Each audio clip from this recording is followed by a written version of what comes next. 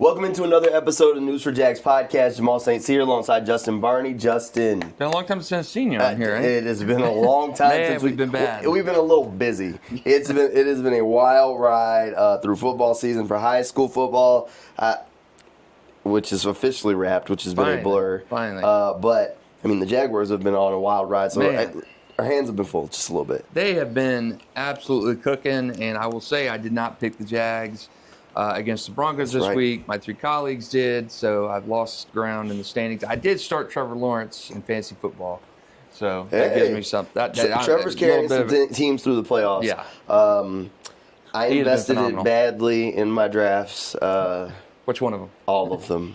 Most of them. I had Lamar Jackson. He's my first pick, so if that tells you anything. I invested in Kenneth Walker Jr. in way too many leagues. Man. He did not a lot for me. Drake London was banged up. I had him in like 3 leagues. So I had a great day yesterday in fantasy. I had Trevor, Chase Brown, Ashley Genty, all really good games. I'm playing Mark Long, who had Matthew Stafford, Puka Nacua. Yeah. Everybody. I mean, he has, I think, the most points in a game this season. He was at like 190 points, which is crazy. Yeah, so cooking. I'm waving the white flag. Oh, well, you tried. You know who's not waving the white second flag? bracket? The Jaguars. My goodness, it is so exciting around here. Said time and again, there's nothing like when the team is playing good football. Nothing like it. In December, it just unites the city. The coffee tastes better. The sun's brighter. The paycheck seems bigger. All that kind of stuff, right? I don't know about that part. But Jaguars are rolling. 11 wins. Woo. 11 wins already this season with 2 more to go. I mean, they could have 13 by the time it's all said and done. It's absolutely staggering. The 96 season, when they ran and made the AFC Championship game as a second-year team, qualifies as probably the most stunning season in franchise history. Yeah. This, I would say, almost right behind it, because how good, if they end up with 13 wins, it would be, a team that was picking 5th in the draft, bad, coming off a terrible season, broken franchise, the history here. You hire a first-year coach, first-year defensive coordinator, first-year OC, first-time EVP, injuries all over the place, and you go to Denver and take down the NFL's #1 team at home.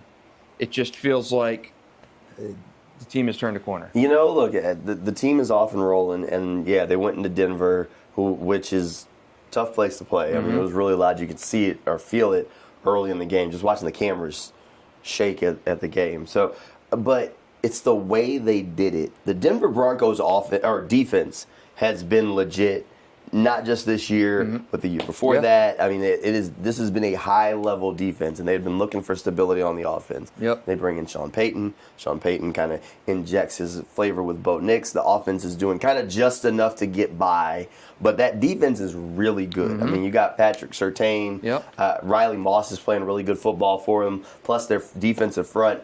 Really impactful. Yeah. I mean, some really good defense. So 58 sacks going into that game. They got 5 more. Look, they got to Trevor early, but then they kind of leveled it out. And the Jaguars, I mean, they hung 30 on them. Yeah. They hung 30 on them in a game that wasn't exactly efficient. It was either 3 and out or points. Right. Or it was either 3 and out or touchdowns for the most part.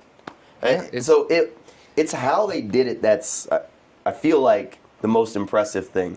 This team finds motivation in the strangest of places. Yeah.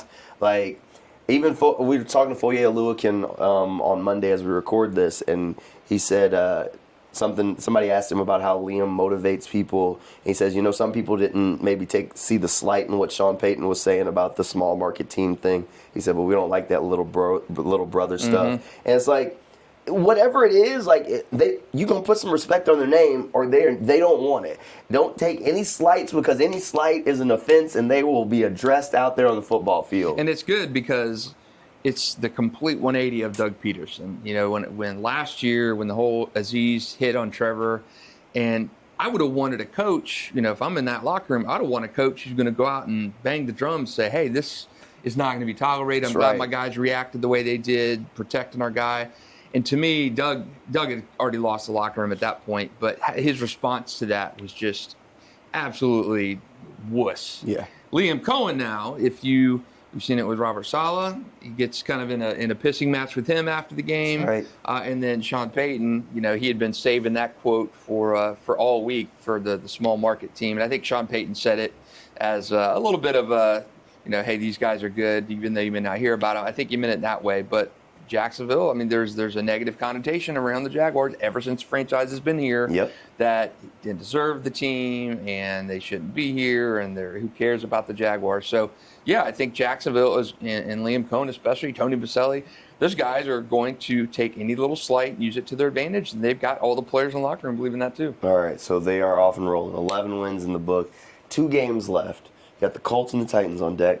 Titans are kind of showing signs of life. Cam Ward's been playing some good football. The Colts, as we record this, have not played Monday Night Football yet, which would be your second game since the Phillip Rivers return. Anthony Richardson also available. So they haven't quite figured out their life. But if they lose on Monday Night Football, the Jaguars are officially in the postseason. Jags are in. Officially in the postseason. Doesn't give them the home game or anything like that, but it gets their foot in the door. And I mean, you're talking an 11-win team. Even if you lose out, you're 11-6. That no one saw that coming. No one saw that coming. No, I mean, I remember thinking after the 4-1 start that I think when they hit that not San Francisco, when they hit the Seattle and the Rams and they lost those games, I said the season's already a success. Yeah, we're good. I felt the same way. Everything's good. Pack it up. I felt the same. Building blocks for next year. You beat the Chiefs on Monday Night Football. You've shown progress, and then hey, let's get to 6, 7 wins, 6, 7, 8 wins, and you call this season a success because that's double what you had. You had 4 last year. If you could get to 8 wins, you double your win total. Yep. Injuries all over the place. You're patchwork and everything. But hey, lo and behold, they have unified and they are at 11 freaking wins. That's unbelievable. 11 wins is absolutely fantastic. The Jaguars should be considered the team to beat in the AFC. Liam might have to find a little bit of a new motivational tactic because they're getting a whole lot of love naturally. They're going to be heavily favored in these next 2 games. The respect is going to have to start coming. Now, once the postseason gets here, all of that will be out the window. That nobody will ever pick them, no matter who they're playing against. But the respect, the love is there because not only are they rolling, but they're rolling and they're winning by decent margins in these games. Yeah. Like they have the last close game they had was the Raiders. No, the Cardinals. Cardinals was the last close game, and that was Trevor's worst game during that streak too. Yeah. 3 picks in that game. The offensive line has done well, but Trevor's not turned the ball over. They were held teams without sacks the last 2 games before yesterday. You knew the Broncos were going to get sacks, 58 going into that game. They got 5. So you didn't have those sacks. I was worried about Trevor's health on the one play. Yeah. He got blasted. Man. But he held up. The offensive line, for the most part, held up. And Trevor's not turning the ball over. We've talked ad nauseum for the last 5 years about what it would take for the Jags to succeed. And we said if he could get into that upper cut, top 10, top 12, I mean, he did during 2022, and you see where that took him. He is in that realm right now. He has had an unbelievable stretch of games, and it feels like the light has finally clicked for Trevor Lawrence. We've seen this before, and he's regressed, but you hope with Liam Coen and this new coaching staff and the offense tailored to Trevor, you hope that is finally clicked. And, hey, Trevor's got all the tools.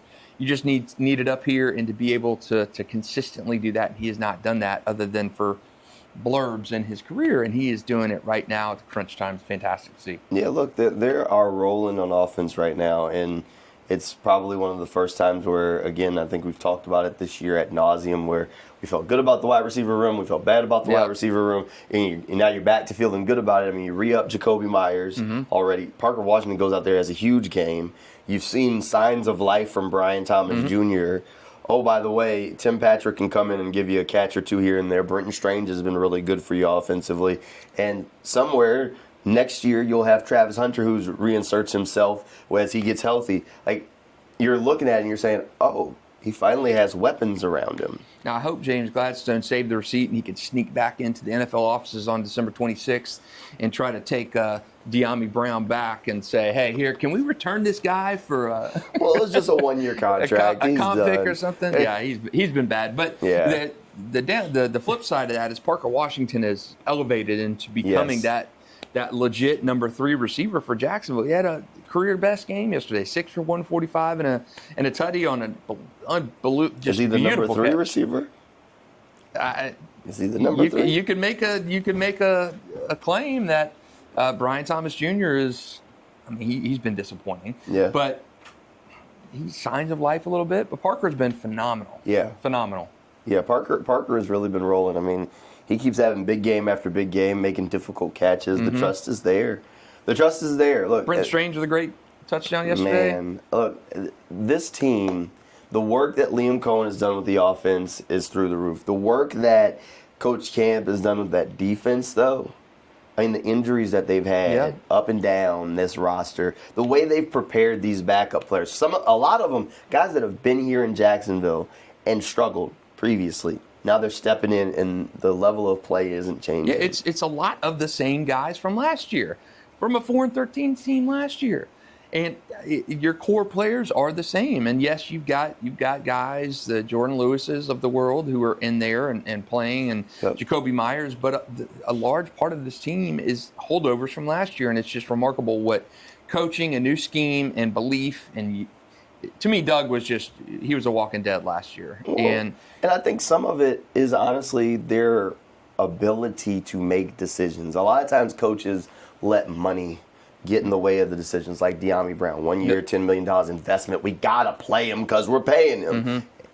They saw it. It didn't work. To their credit, they pull the ripcord and take him out of the lineup. And we can go up and down the roster of guys where Walker Little didn't start in Denver. He got a big contract last year. They saw it. They said, Cole Van Lannon gives us a better chance to win. We're going to put Cole at left tackle. Walker ends up playing because of an injury at right guard, but the expectation was for him to not play in that game. Yeah. So you bench Walker Little, which is a tough one. You bench De'Ami Brown, which is a tough one. Hunter Long, inactive, healthy scratch. I mean, tough one. Mason Smith. We've talked to the extent about Hunter Long. Mason Smith, a second-round pick, who inactive. He hasn't been giving you anything.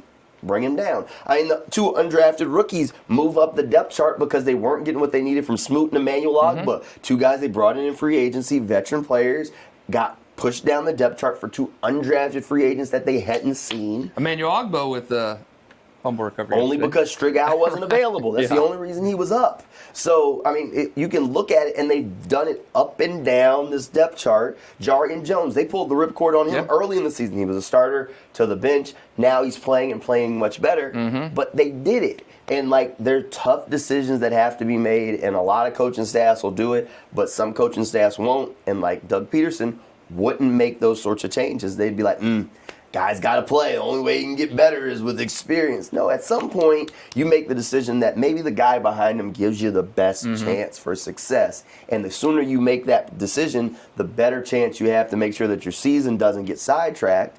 And that's exactly what happened. They made the tough decision. They got it rolling, and they've made those decisions throughout the year. And some of them aren't easy. Some of them have money behind them. Like the Walker Little one is by far not the easiest thing to do.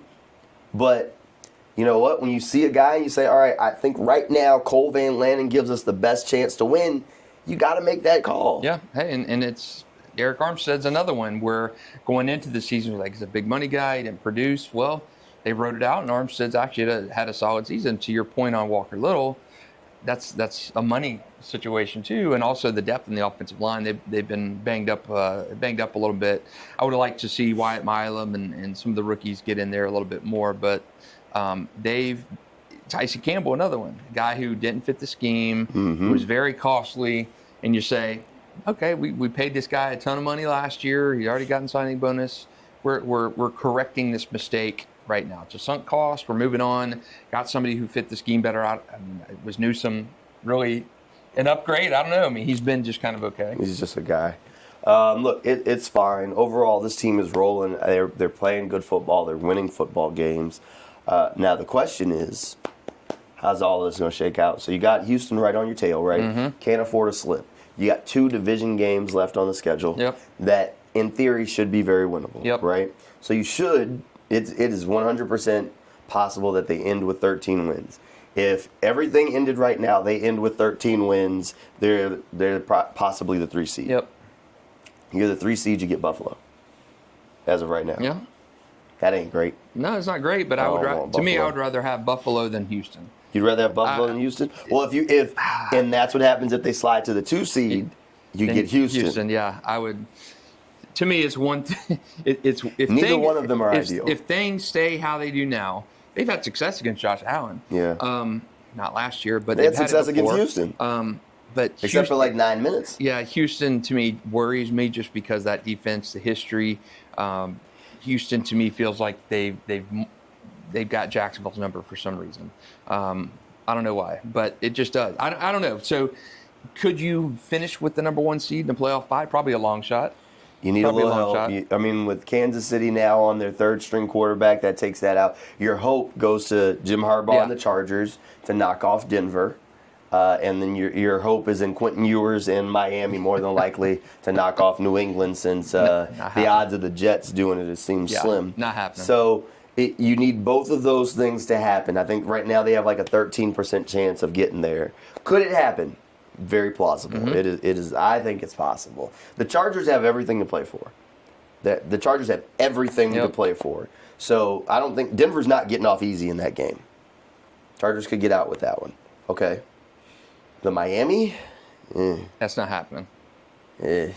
I mean, McDaniel's fighting for his job. Hey, Ewers auditioning. Win one for the Gipper. Yeah. You know? Maybe that. Hey, look, that happens. stranger stuff. It's a divisional game. I think it's in Miami. And those New England game in Miami, Miami has always been those wonky games. Yep. It's strange stuff happens all the time. So right now you're talking Denver 1, Pats 2, Jags 3, Steelers 4. Who's 5? Buffalo?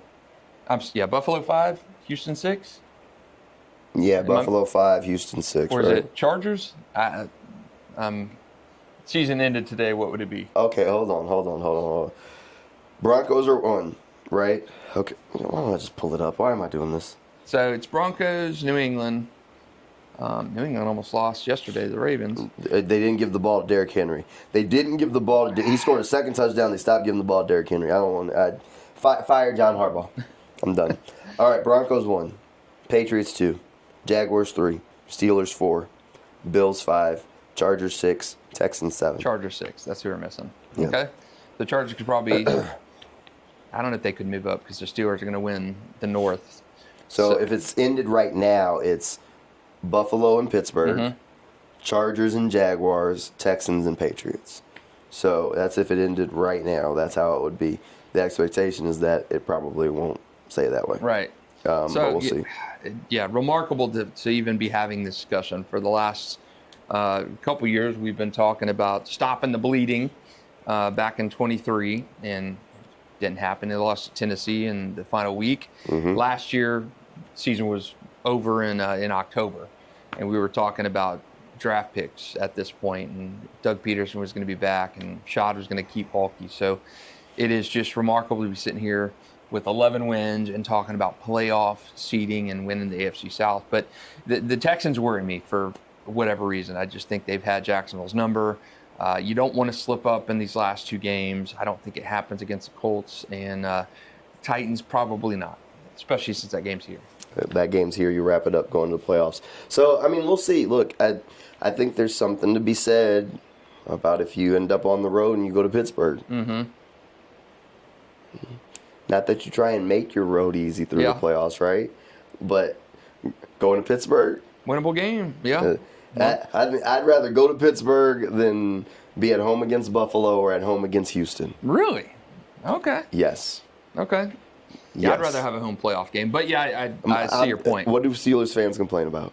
Mike Tomlin's one and done in the postseason consistently. Hey, and I would rather go there. They beat Pittsburgh twice in the same season, including once in the playoffs. Buffalo worries me because Josh Allen at any moment could do Josh Allen thing. It's the same reason why being in the playoffs against Pat Mahomes and the Chiefs would worry me, even if it's an off season, because at any moment you're always like, he could just go Pat Mahomes on you real quick. Like at any moment, Josh Allen just decides, and it's a 40-point game and it's a shootout, and that's not what I mean, don't get me wrong, the Jaguars scoring a bunch of points is great, but I don't know. I'd rather Houston. It's fun. Look, this is fun. These are good conversations. These are good conversations. And the Jaguars have been good on the West Coast this year. And the Jaguars just so happen, the Super Bowl's on the West Coast, so, hey, why not? That's right. Hey, It's fun. I mean, again, we're on the mock draft simulator at this point. Yes, normally in the year. So this is different. I have not looked at the draft once. It's crazy because I don't have a first round pick. No. So it's fun. It's fun. There's just something in the air when Jacksonville was playing better. We were back at Tailgate in 2 weeks for the finale, and hopefully we'll be talking about a 13-win Jaguars team. Yeah, Unreal. possibly. Could be talking about that. Talking about playoff plans. Whew. Yeah. Different kind of year. I'm gonna have to go dig up some old emails on stuff that we had put together. But yeah, I mean, look, this is a crazy season, crazy season for the Jags. I mean, strap in because it's not over yet. Look, when Trevor's hot like this, anything can happen. I mean, they were a Jamal Agnew fumble away from tying that game against the Chiefs. Yeah, I mean, it looked like they were rolling right down there to do that. So, and that's a Chiefs team that they won the Super Bowl that year. When Trevor's hot, you got a shot. And right now he's hot. I mean, not just hot, the hottest he's ever been. Hottest I've ever seen him. Yep. And it's for a guy who's been as maligned as he is. I mean, I've banged the generational drum on Trevor for a while. He needed to start playing like it, and it's awesome to see. And we saw glimpses of it in 2022. Throwaway's rookie season that didn't count because whatever he was up against with Urban Meyer. Sure. So Trevor's first true season was 2022, and you saw that when Trevor said, hey, we've got to get hot. We know we can do it, and he flipped that switch after that London game. They got hot. They beat the Cowboys, beat the Ravens. I mean, really good finish, and that was the time we saw him playing elite. Even during that start to follow, the 8-3 start, he wasn't playing that great, but I'd argue that he's playing as the best football of his career during these past 6 weeks. You always said Kirk Cousins. This isn't very Kirk Cousins like. This is not. How do you like that? How you about that? How do you like that? All right, so we'll wrap it up with this. Coach of the Year, Liam Coen? It reminds me of Doug Peterson when he was competing against Dable and I can't remember the other guy back in the 23 season. He's not going to get the respect. He only got 9 wins, though. Small market. This True, team but already at 11. It was back-to-back number 1 picks. I think Liam Coen deserved it. I mean, for all that. And I mean, the Patriots were in worse position than Jacksonville last year on paper. And so I think Vrabel will probably get it. But my vote would go to Liam Coen. Knowing the history in Jacksonville, what he's had to overcome, small market, all that BS, all the negative stigma and everything. I think what Liam Coen has shown and done for almost decades of just bad football, bad management, I think what he has brought to this franchise, what he's gotten out of Trevor Lawrence, he would get my vote. I know it's probably not going to happen just because Patriots is one, the Chicago, Ben Johnson's the other. I don't think he gets it. I think it'll be like a Peterson kind of thing where he finishes second or third. I think Liam Coen deserves it. That's cool. They only need 1 trophy in Jacksonville, right? That's right. I don't know. We'll see what happens. It should be a fun finish. Remember, Super Bowl's in San Francisco. But it should be a fun race to the finish. Maybe 13 wins. And who knows? Maybe that's the 1 seed. Maybe the road to the Super Bowl goes through a small market. Yeah, maybe it does. Hopefully not. Hopefully it's better than the last time it went through a small market in 99. Oh. 14 wins, franchise record. I know. So hopefully it does. Fingers crossed. That year they had lost twice to a division opponent. Yep. That hasn't happened. True. So there's no Titans this year. Right? That's right. There you go. So we'll see. We'll see what happens. Hopefully, good things the rest of the way. We'll try and get a little bit more consistent on rolling these podcasts out for you the rest of the way. We'll try. It has been wonky, but been a fun year though. It has been a fun year. It has been a fun year, and should be a fun start to 2026 too. Yeah. It'll be a fun start to 2026. All right, that'll do it for this News4JAX podcast, and we'll see you guys next time.